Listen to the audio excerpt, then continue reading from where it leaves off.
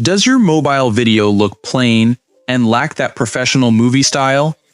Do not worry. In this CapCut tutorial for beginners, you will learn how to add cinematic black bars in CapCut Mobile to give your videos an instant movie look.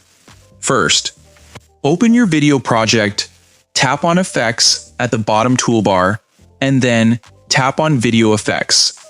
Now, tap on the search bar, type Movie, and select the movie effect to add classic black bars to the top and bottom of your screen.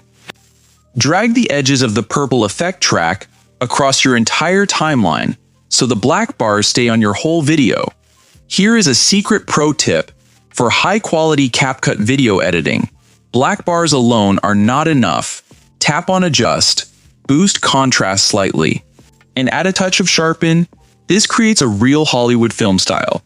Now, tap on the check mark and press play to watch your smooth, cinematic video. To continue learning from our full course, check the playlist link in the description below.